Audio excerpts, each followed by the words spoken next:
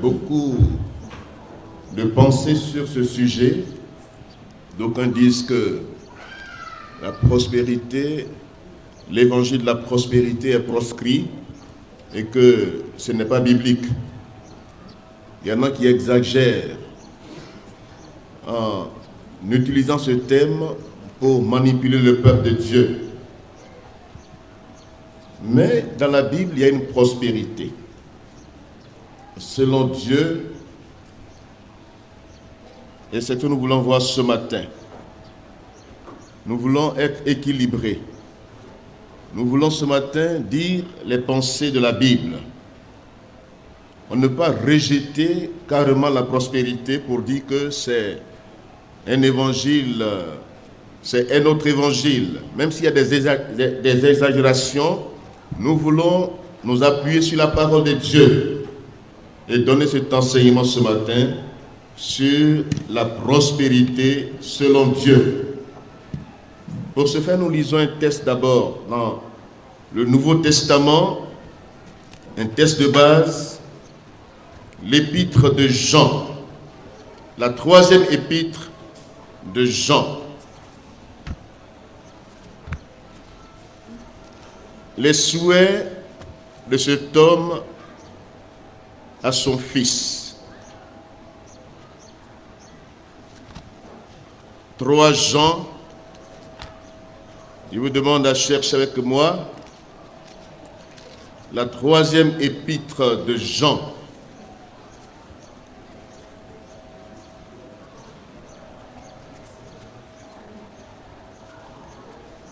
Donc l'apôtre Jean écrit à une personnalité, un ancien appelé Gaius, qu'il appelle le bien-aimé, que j'aime dans la vérité.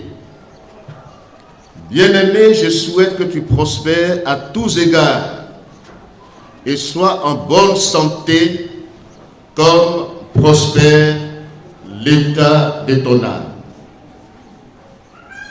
J'ai été fort réjoui lorsque des frères sont arrivés et ont rendu témoignage de la vérité qui est en toi, de la manière dont tu marches dans la vérité.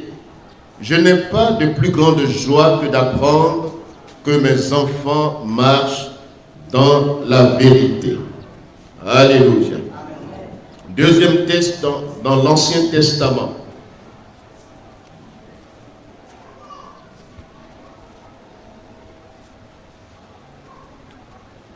Deutéronome chapitre 6.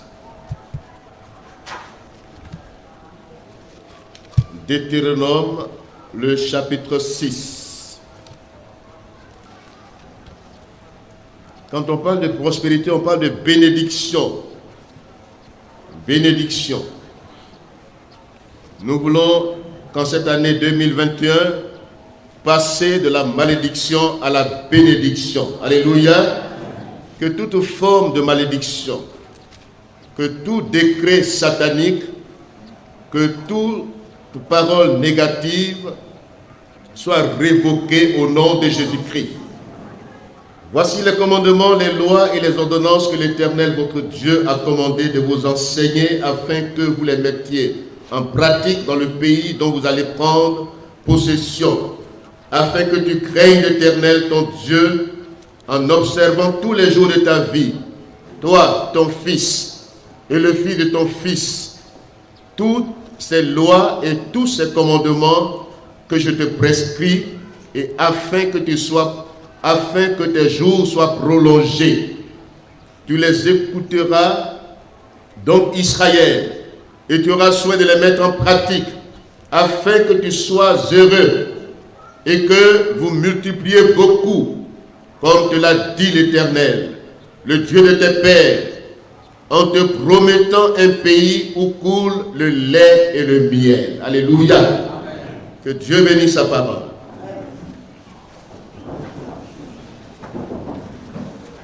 Le souhait de Dieu, le désir de Dieu, c'est que nous prospérions à tous égards. Que l'état de notre âme prospère et que nous soyons tous en bonne santé. Ça, c'est le désir de Dieu. C'est la volonté de Dieu. Dieu veut nous bénir. Il a béni Abraham. Abraham était un homme prospère. Dieu l'a béni. Dans Genèse chapitre 12, versets 1 à 3, il dit: Abraham, je te bénirai et tu seras une source de bénédiction pour toutes les nations.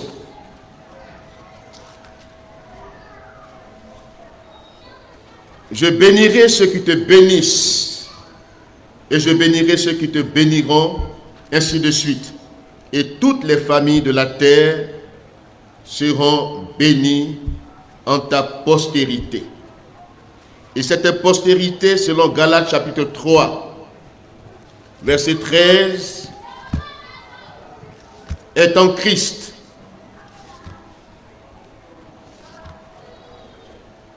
Cette postérité est en Christ. Pour les non-juifs que nous sommes,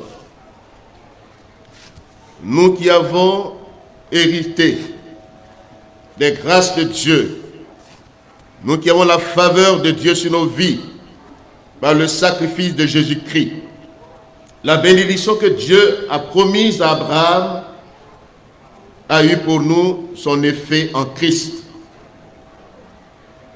Lisons Galates chapitre 3 à partir du verset 6. Comme Abraham crut à Dieu et que cela lui fut imputé à justice, reconnaissez donc que ce sont ceux qui ont la foi qui sont fils d'Abraham. Alléluia. Amen. Aussi l'Écriture, prévoyant que Dieu justifierait les païens par la foi, a d'avance annoncé cette bonne nouvelle à Abraham. Toutes les nations de la terre seront bénies en toi. Alléluia. Amen. Ainsi, ceux qui croient sont bénis avec Abraham, le croyant. Car tous ceux qui s'attachent aux œuvres de la loi sont sous la malédiction. Car il est écrit: maudit est quiconque n'observe pas tout ce qui est écrit dans le livre de la loi et ne le met pas en pratique. Et que nul ne soit justifié devant Dieu que par la foi. C'est cette évidence. Le juste vivra par la foi. Alléluia. Verset 13. Christ nous a rachetés de la malédiction de la loi, étant devenu malédiction pour nous, car il est écrit: maudit est quiconque est pendu au bois, afin que la bénédiction d'Abraham ait pour les païens son accomplissement en Jésus-Christ, et que nous recevions par la foi l'Esprit qui avait été promis. Amen. Donc nous sommes passés de la malédiction à la bénédiction. L'œuvre de la croix nous positionne. Nous sommes bénis en Christ. Éphésiens 1, verset 3. Nous sommes bénis de toutes sortes de bénédictions. Dans les lieux célestes, nous sommes bénis. Tout enfant de Dieu est au bénéfice de l'œuvre de Christ à la croix. Jésus a porté nos malédictions, nos péchés, nos infirmités, tout ce qui nous bloquait. Jésus a tout accompli en le portant à la croix. Et il y a eu cet échange. Ce que lui, il est et ce qu'il a, il nous le donne. Alléluia. Et ce que nous sommes et ce que nous avons, c'est ce qu'il a pris sur lui. C'est pourquoi il était regardé comme maudit à la croix, abandonné de tous, mais il portait sur lui la bénédiction que Dieu a promise à Abraham. Alléluia. Il y a une prospérité selon Dieu. D'abord, qu'est-ce que la prospérité? C'est un état heureux, une situation favorable d'une personne le bien-être, la santé, la fortune, la richesse, le succès. C'est un état d'abondance, augmentation de richesse d'une collectivité, d'une entreprise, développement des activités. C'est un essor. On parle de prospérité.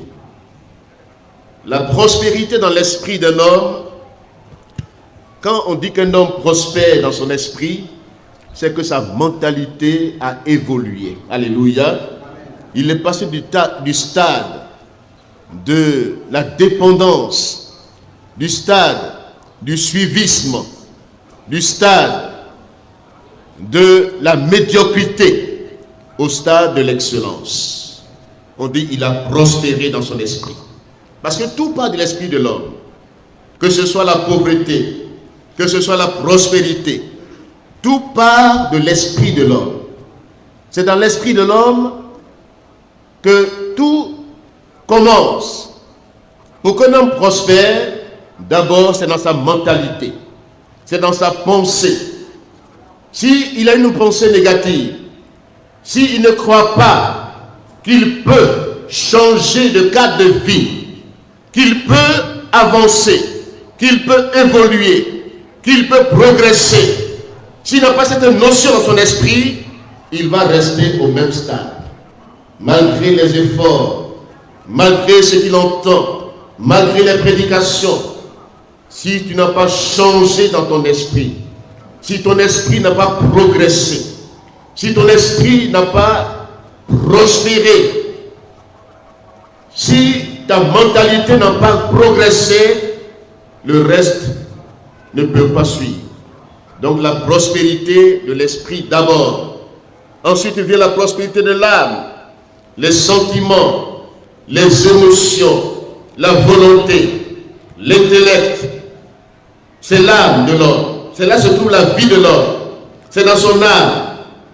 C'est là que se trouvent ses émotions, ses sentiments, sa volonté, son intellect. Quand quelqu'un prospère dans son âme, il y a la stabilité dans ses émotions. Alléluia.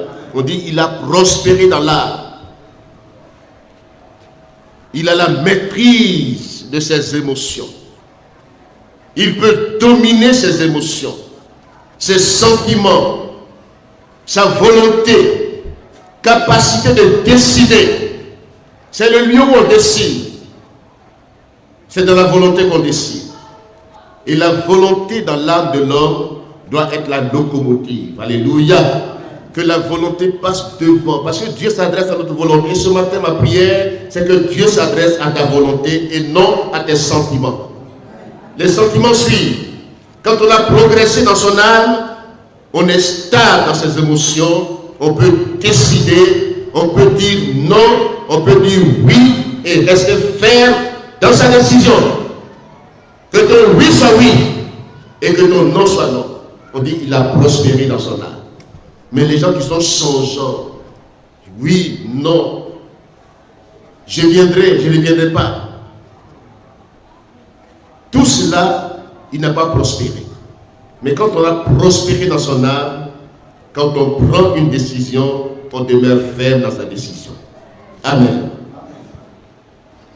Bien sûr, c'est une bonne décision qui vient du Seigneur. Donc,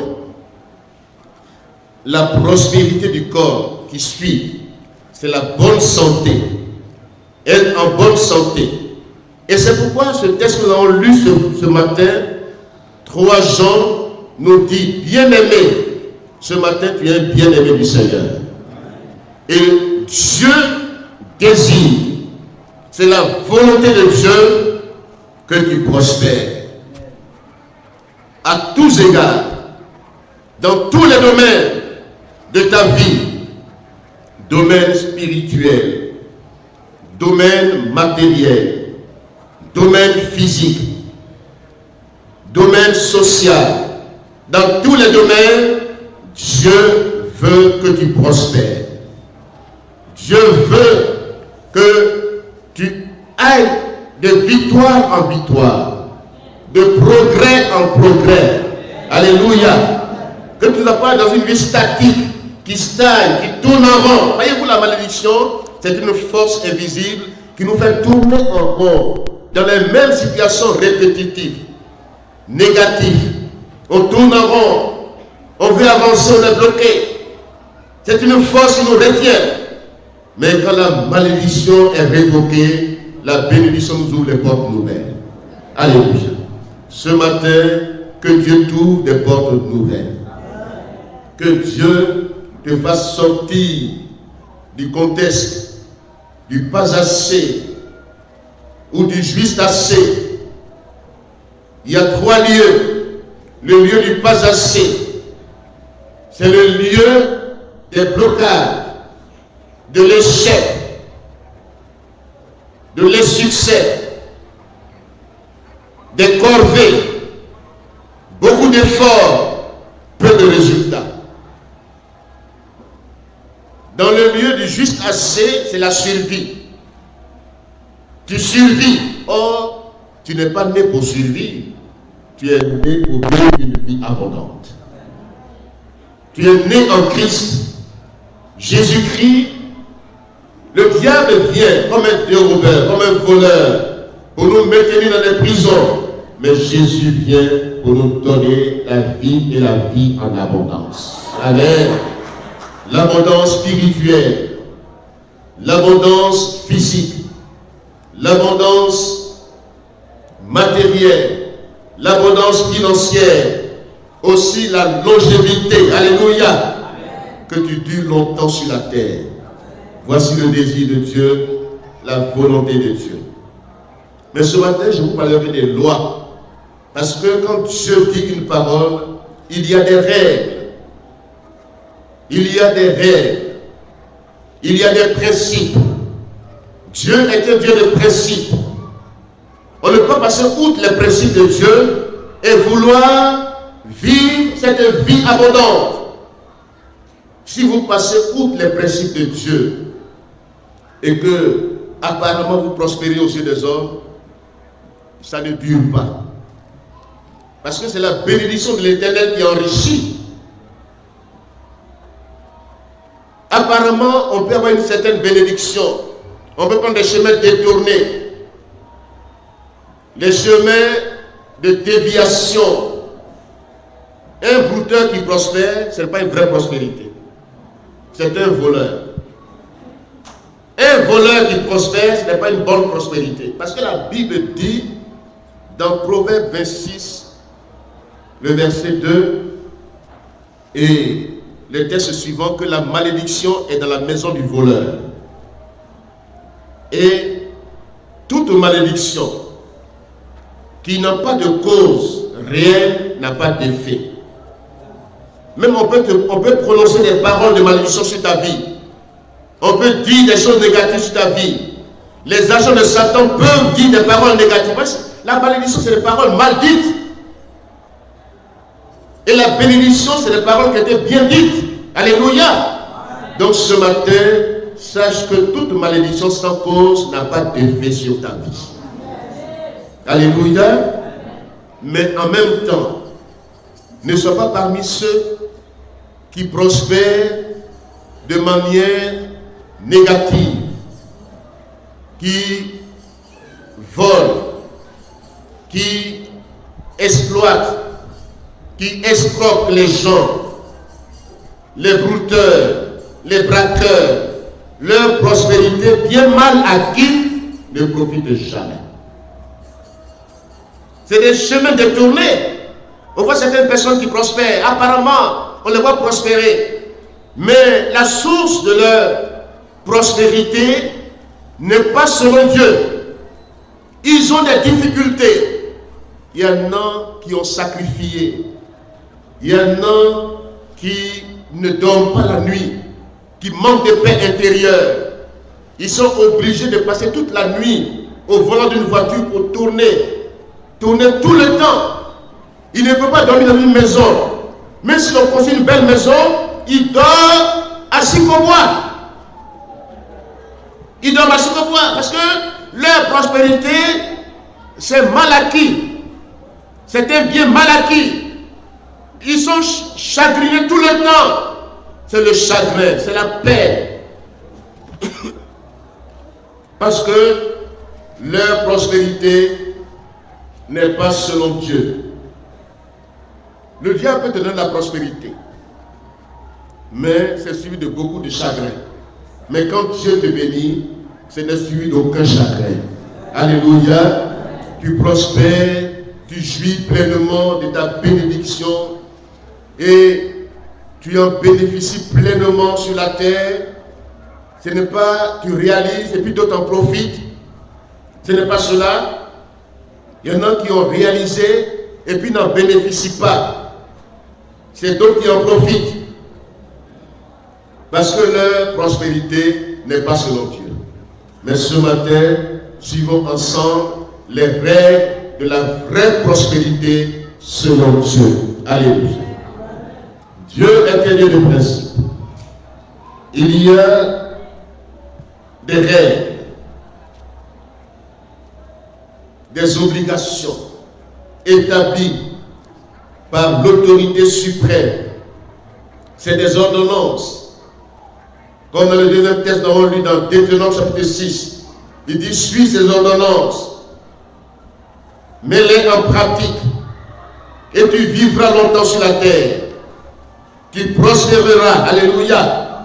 Donc il y a des règles à mettre en pratique.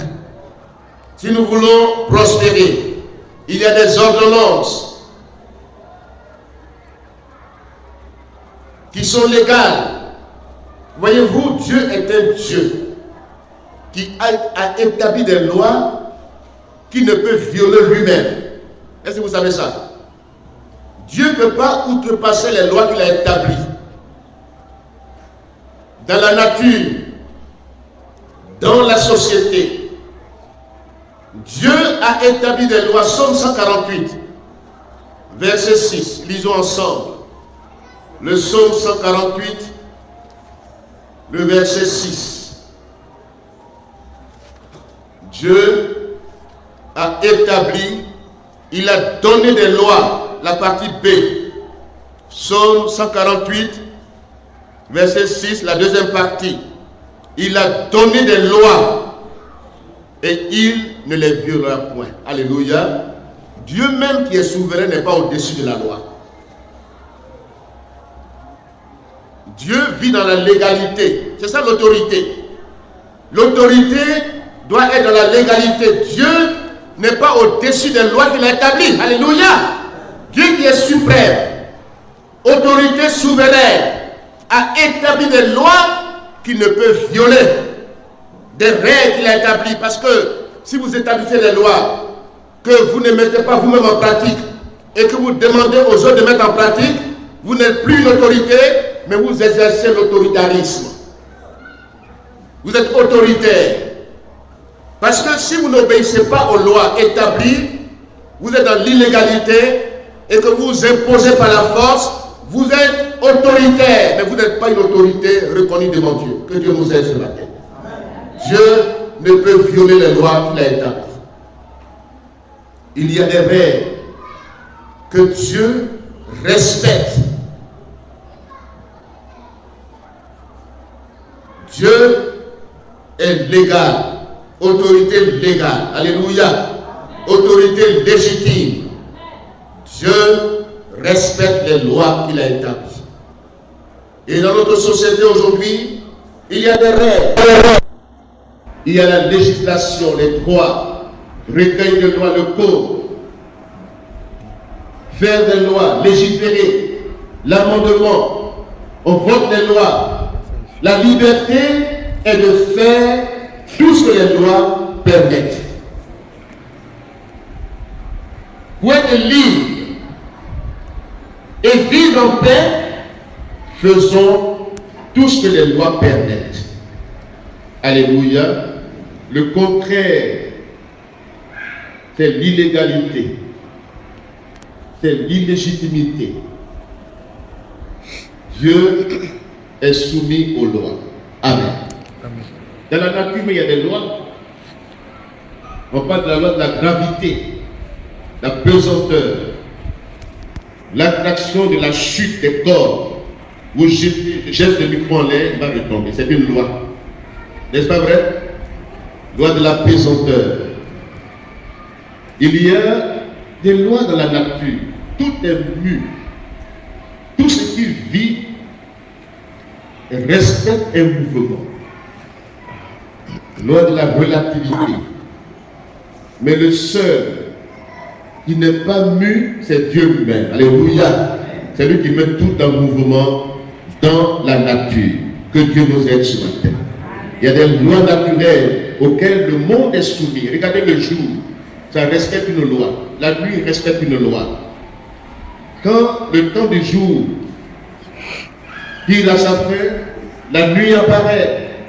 Les étoiles dans le ciel respectent le mouvement, le soleil, la lune. C'est des lois que Dieu a établies dans la nature. Et Dieu respecte ces lois. Dieu est soumis à ces lois. Alléluia. Maintenant, les lois de la prospérité selon Dieu. Première loi. Si tu veux prospérer sur le plan matériel, sur le plan financier, si tu veux prospérer selon Dieu, ce n'est pas seulement des paroles, ce n'est pas seulement des illusions, mais respecte les lois que Dieu a établies et tu prospéreras à tous égards. Tes affaires prospéreront. Tu auras du succès dans tes entreprises. Alléluia. Première loi, la loi de Dieu d'abord. Voici la première loi que Dieu a établie.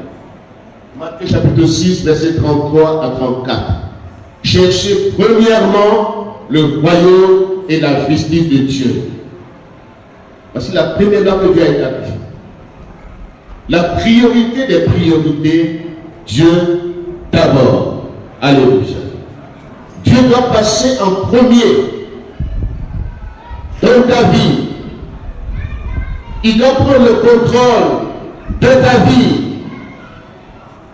Que ton existence, que ta vie nous soit soumise,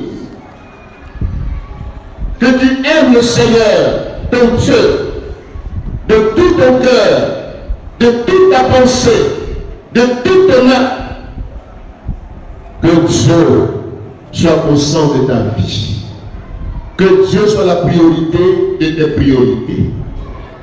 Alléluia. Dieu d'abord.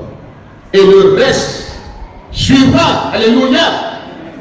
Ne cours pas après les richesses. Ne mets pas de côté l'essentiel. Cherche d'abord l'essentiel qui est Dieu. Et tu verras. Si Dieu n'est pas au devant de tes affaires, c'est en vain que tu fais des affaires. Si Dieu ne bâtit ton entreprise, c'est en vain que tu bâtis. Tu vas souffrir, tu vas peiner, et puis il y aura peu de résultats.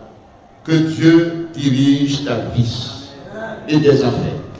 Alléluia. Que Dieu soit au devant de ta vie. Dieu d'abord. Première loi spirituelle. Première loi que Dieu a établie dans la Bible. Pour que tu prospères. Pour que tout le reste suive. Alléluia. Adam et Ève ont été créés pour être en communion avec leur Créateur. Voici le but. En créant l'homme, Dieu a voulu que l'homme soit en communion avec lui. Que l'homme reconnaisse son Créateur. Dieu d'abord. Alléluia. Deuxième loi pour prospérer, c'est la loi du travail. Proverbe 14, verset 23. Tout travail procure la bénédiction. Amen. Tout travail, il n'y a pas de sous-métier bien sûr. Tout travail procure la bénédiction. La négligence, le manque de diligence, la paresse sont des ennemis de l'homme. Et puis, ça bloque la prospérité. Quand on est paresseux, regardez dans Proverbe 6, versets 6 à 11. Le paresseux est ami du diable. Lisons Proverbe 6. Dieu n'aime pas la paresse, la négligence.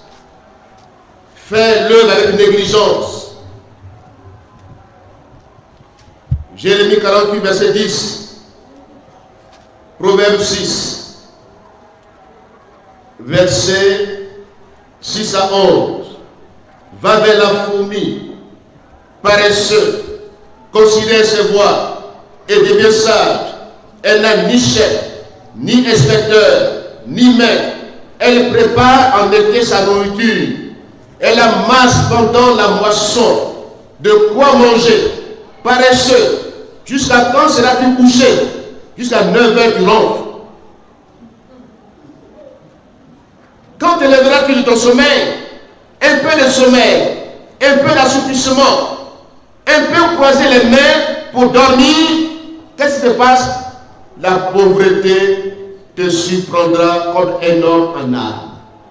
Et la disette comme un homme puissant, un rôdeur. Voyez-vous?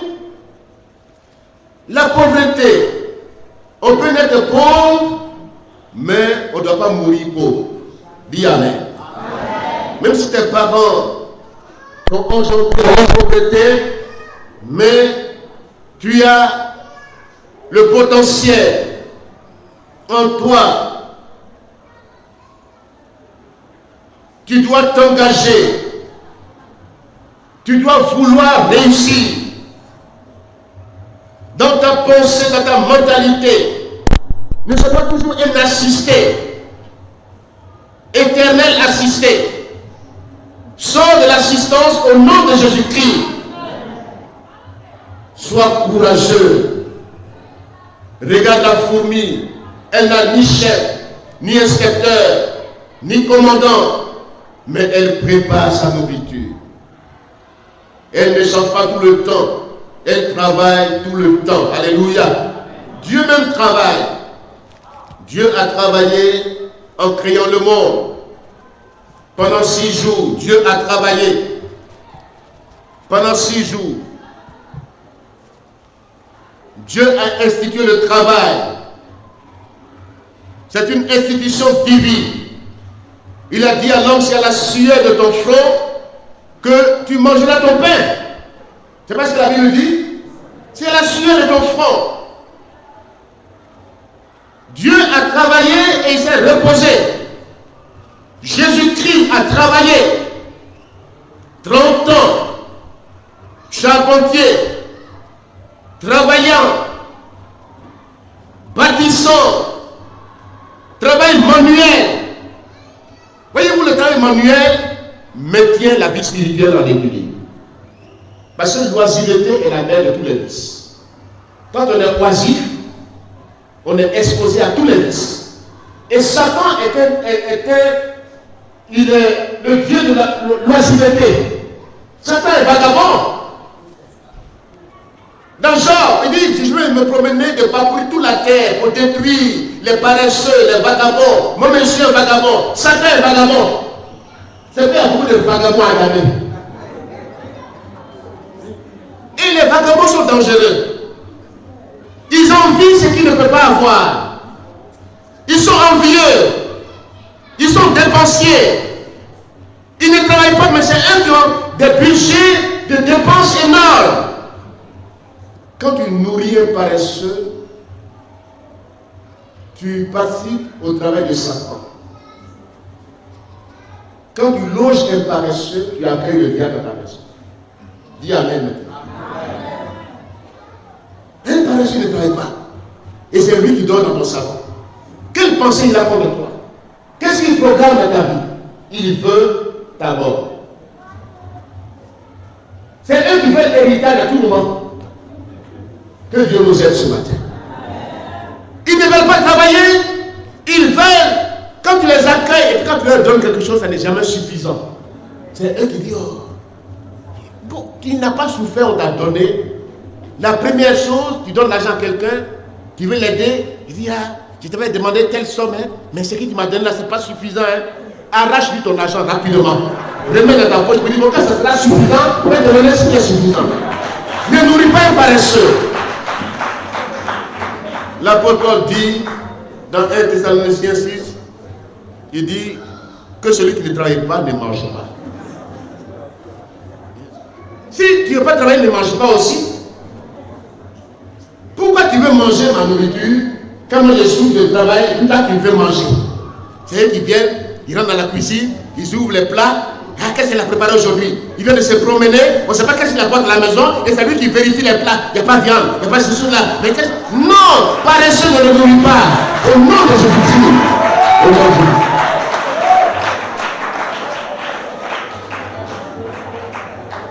Tu as des bras solides.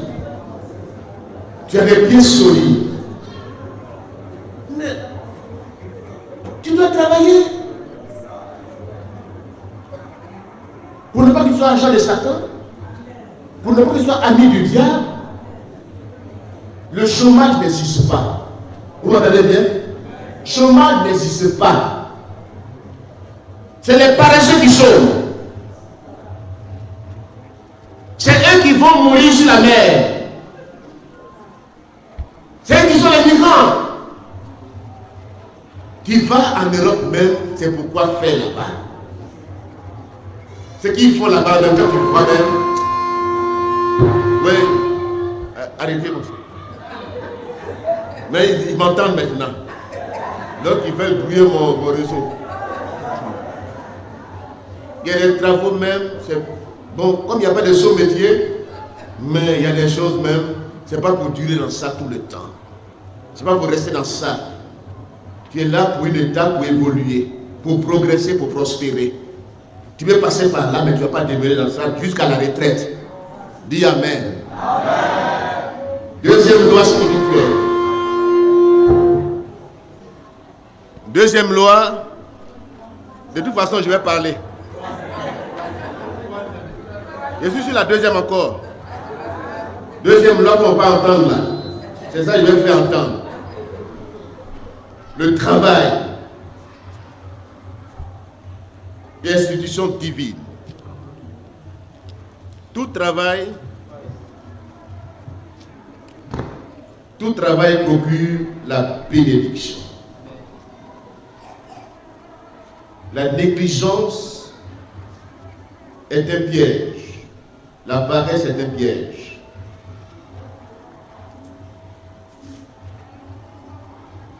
Jérémie 48, verset 10 dit ceci. Faire l'œuvre de Dieu avec négligence, c'est être ami du destructeur. Quand nous travaillons avec diligence, que le travail soit bien fait. Tu es balayeur de la rue, balaye bien, alléluia. Apprends un métier. Aie un métier. Quand tu as un métier, tu ne chômes pas. Aujourd'hui, c'est l'auto-emploi. Dans la société où nous sommes aujourd'hui, c'est l'auto-emploi. N'attends pas, j'ai l'honneur. Tout le temps, j'ai l'honneur. Quand tu joues, tu as l'honneur. On ne sait pas ce que ça veut dire.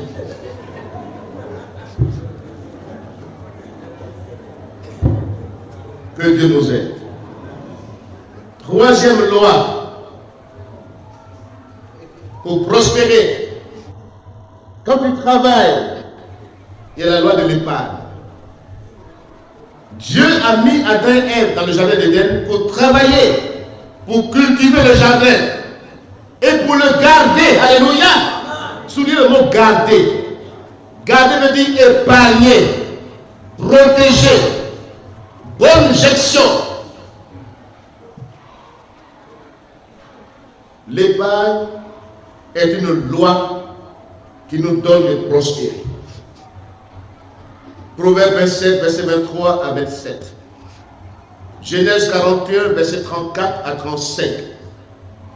Pendant les vaches grasses, quand Joseph était en Égypte et qu'il a donné cette leçon d'économie à Pharaon, dans la Bible il y a tout. Il y a une leçon d'économie dans ce texte.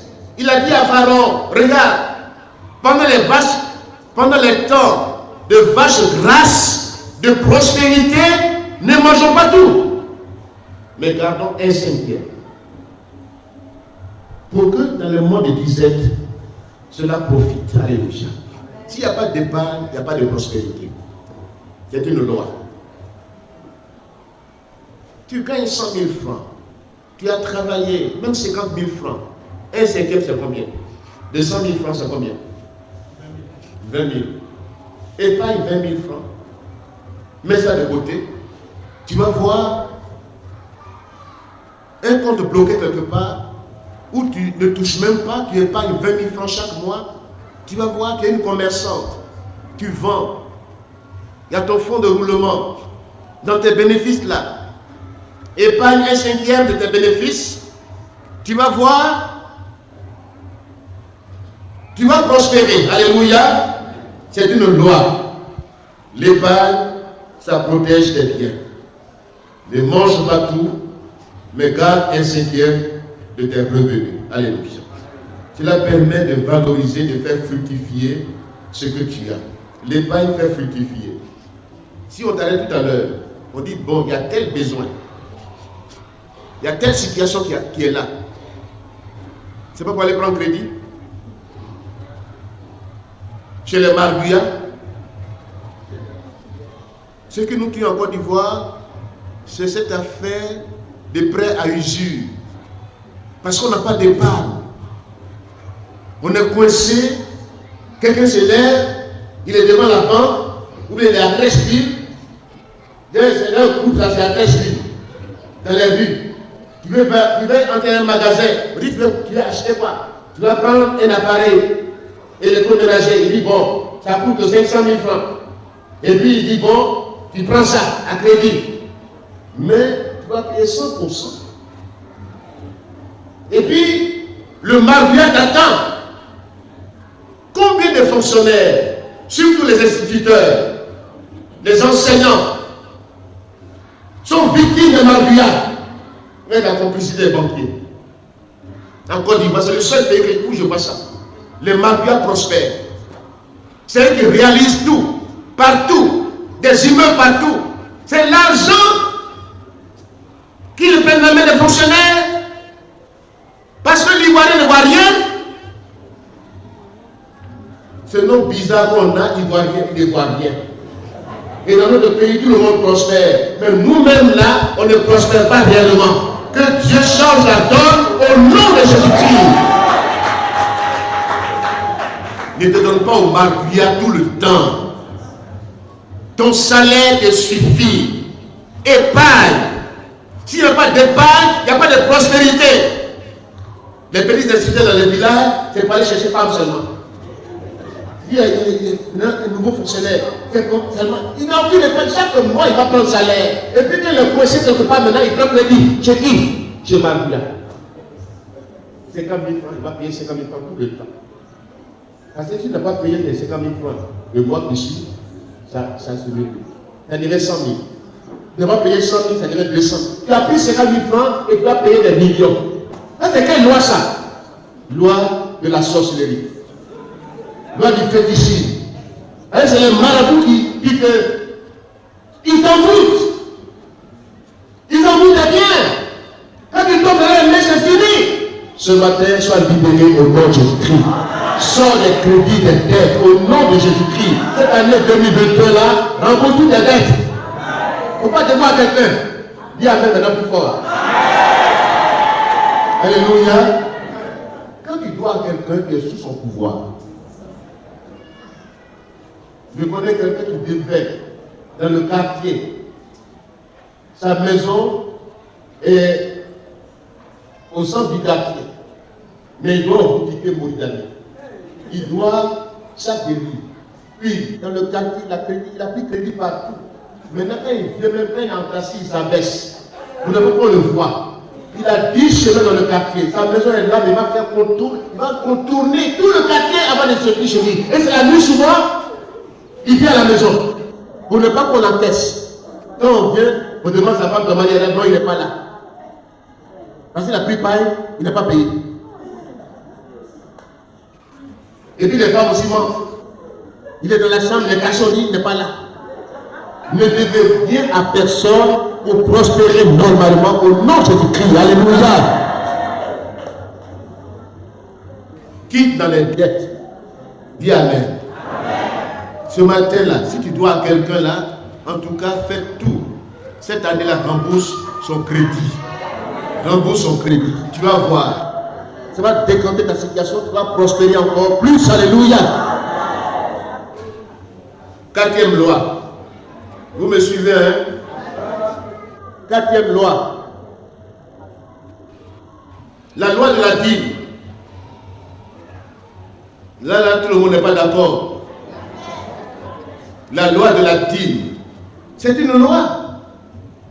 Même si on n'est plus sur la loi, mais c'est une règle de prospérité. Malachie, chapitre 3, que nous lisons ensemble. C'est biblique. Prospérité selon Dieu.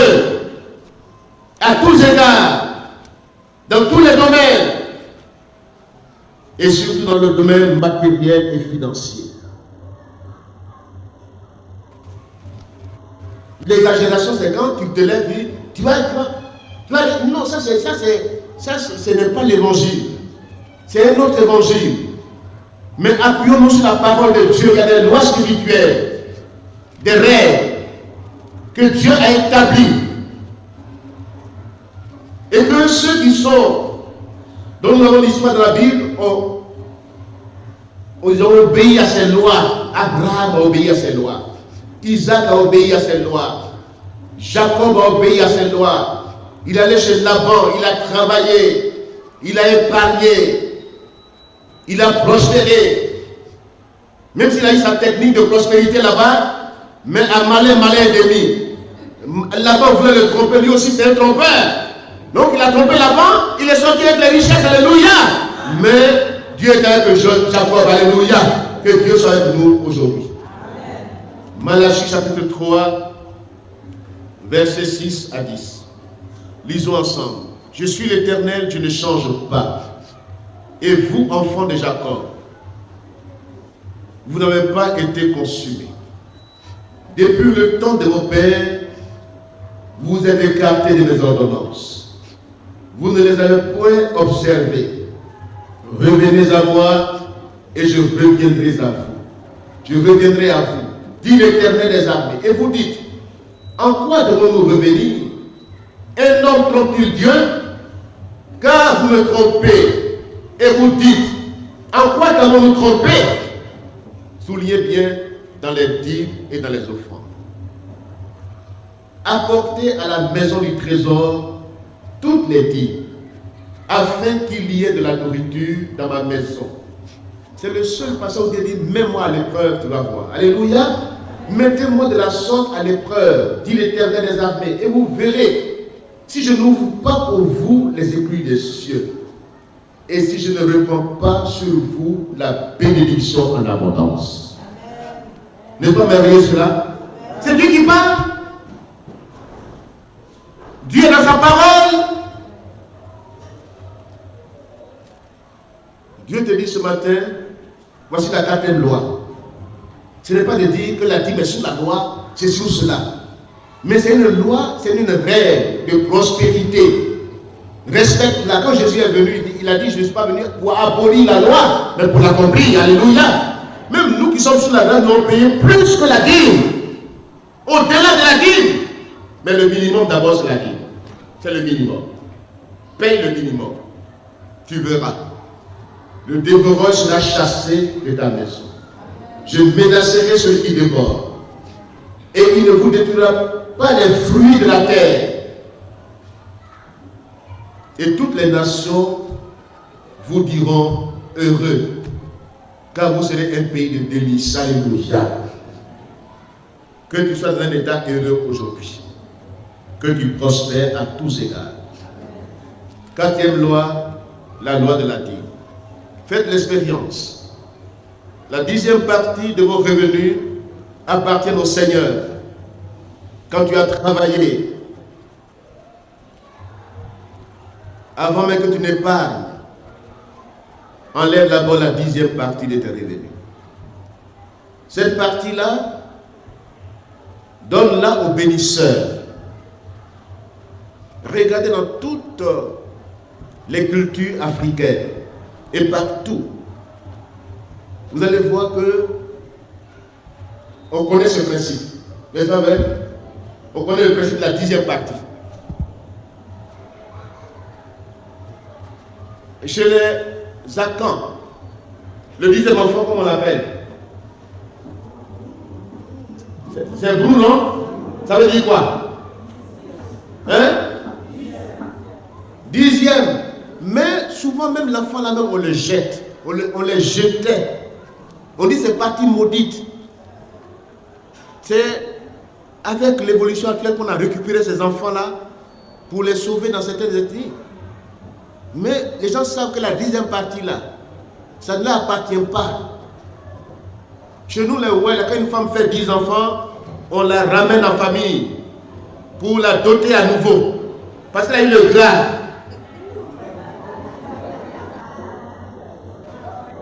Dixième partie,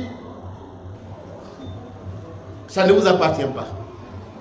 Ça appartient au donateur. Redonnez-lui cette 10e partie. Et vous allez voir, il va menacer le dévoreur de tous vos biens. Alléluia. Ce sera la protection de vos biens. Voyez-vous, on peut gagner beaucoup. Et puis c'est comme si le vent souffle dessus.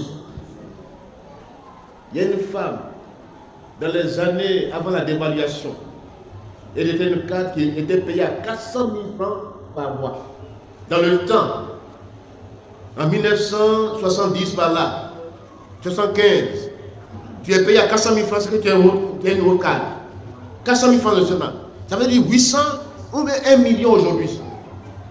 Un salaire de 400 000 francs en 75 à 4 millions. Voyez-vous? Elle est chrétienne. Elle ne paye pas sa dîme. Mais qu'est-ce qui se passe? Ses biens ne sont pas protégés. Elle dit, elle n'atteint pas la fin du mois, elle tombe dans le pays. Parce que toutes les charges de la famille sont sur elle. On dit, il y a un mort au village, viens. Il y a funérailles, il y a un cercueil. C'est l'argent là qui n'est pas protégé.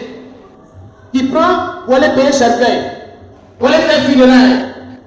Et à la fin du mois, elle ne peut pas jouer les deux bouts. Elle est endettée. Et un soir, elle dormait, et puis sur son lit, elle a dit, mais Seigneur, qu'est-ce qui se passe? Dieu lui a dit, mais tes biens ne sont pas protégés. Tu ne payes pas ta dîme. Quand elle s'est réveillée le matin, elle est venue à l'église. Elle a rendu ce témoignage. Elle a dit, je prends l'engagement de payer ma dîme chaque mois. Et à partir de ça, où elle a commencé à payer sa dîme, les gaspillages se sont éloignés de sa maison. Les dépenses inutiles sont éloignées de sa maison. Ses biens sont protégés. Elle n'a pas dit que Dieu multiplie les biens, mais Dieu protège ses biens. Si tes biens ne sont pas protégés, c'est comme le vent souffle dessus, le dévoreur vient dévorer, parce que tu n'as pas honoré Dieu par tes dîmes, tes offrandes. Quand on dit offrande, lui donne le miette à Dieu. Il va là, Dieu tu m'as vu. Mon fils, qui a mis sous dans ma vie, maintenant me voici. Et Dieu même, tu es comme un rat qui a des besoins, rat d'église. C'est à l'église qu'on trouve rat. Ne dis pas, non, Dieu n'est pas dépendant de tes biens, mais Dieu veut te bénir. Dieu veut te bénir, protéger tes biens. Paye fidèlement ta dîme, c'est une loi de la prospérité. Amen.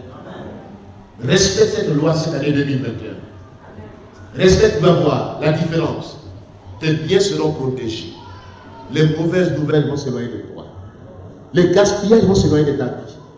C'est que Satan va manigancer dans le village là-bas pour dire voilà, l'homme qui a besoin là-bas, non, ils vont s'arrêter loin. Les plans sataniques vont échouer contre ta vie. Les décrets qu'ils ont manigancés seront nuls et de nuls effets sur ta vie. Parce que la bénédiction de Dieu va t'accompagner. Alléluia. Tes biens seront protégés. Amen. Quelle est la loi maintenant? On est à Quelle loi? 5e loi. Je vais terminer. Mon cours va continuer dimanche prochain. Je vais faire la moitié aujourd'hui. 5e loi, après la loi de la dîme, la loi de l'obéissance. La loi de l'obéissance. Deutéronome 28, versets 1 à 14. Et Samuel 15, versets 20 à 23. L'obéissance est la clé de la bénédiction. Alléluia. C'est l'obéissance qui ouvre la porte à toute la bénédiction.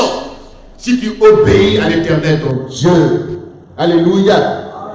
Pas une obéissance partielle. Pas une obéissance circonstancielle. Mais une obéissance totale à Dieu. Si tu obéis à l'Éternel, voici les bénédictions qui seront ton partage. Tu seras béni à ton départ et à ton arrivée. Tes champs, tes greniers seront bénis. Alléluia. Dieu veut nous bénir. Dieu ne bénit pas dans le vide. Quand Dieu donne une promesse, ça ne se manifeste pas de manière automatique, mais de manière spontanée. Même si une parole sort pour dire que tu seras béni, c'est bien de saisir la parole. Mais cette parole va être suivie de faits dans ta vie, dans le respect des règles, que Dieu soit la priorité de tes priorités. Que le travail, que tu aimes le travail bien fait, l'excellence dans le travail, la diligence dans le travail, et quand Dieu te donne, épargne un cinquième. Épargne un cinquième. Paye ta dîme fidèlement. Obéis à Dieu. Les bords de la bénédiction et de la prospérité vont s'ouvrir devant toi. Que Dieu bénisse sa parole. Amen.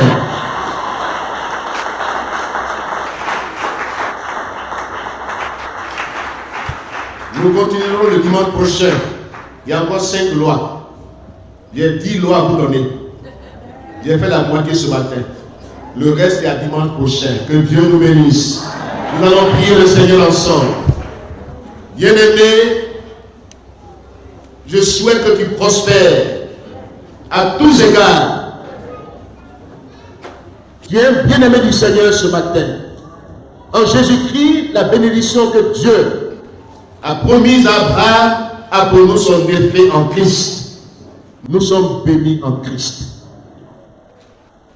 Nous sommes déjà dans un acquis de la grâce, qu'on appelle les prérequis de la grâce.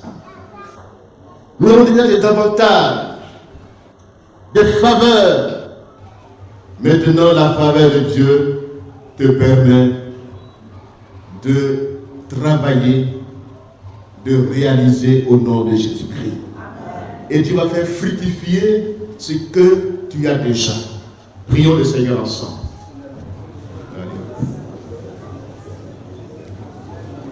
Seigneur, nous sommes dans les prérequis de la grâce de Dieu.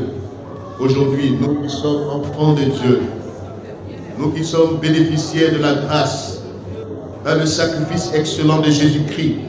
Seigneur, tu nous mets au large et tu nous fais prospérer. Tu nous fais quitter le pays du pas assez, le pays du juste assez, et tu nous fais entrer dans le pays du plus qu'assez, dans l'abondance. Tu es venu pour nous donner la vie en abondance. Seigneur, cette vie abondance, elle est sur le plan spirituel, sur le plan physique, sur le plan financier, dans le domaine social. Tu veux que nous prospérions à tous égards et que nous soyons tous en bonne santé. Nous prions, Seigneur, que la maladie s'éloigne de nos vies, de nos maisons. Au nom de Jésus-Christ, agis, Seigneur. Agis, notre Dieu. Agis, Papa des cieux. Et tends ta main dans notre vie. Que ta parole prenne racine en nous. Que ta parole soit mise en pratique dans notre vie. Que tes principes soient respectés. Que Dieu soit au centre de notre vie. Que tu passes en priorité dans notre vie. La priorité des priorités, Dieu d'abord. Que tu sois devant, donne-nous de travailler dur, de travailler avec diligence, de travailler, Seigneur, que la paresse soit de nos vies, que tout ce qui est oisiveté soit de nos vies.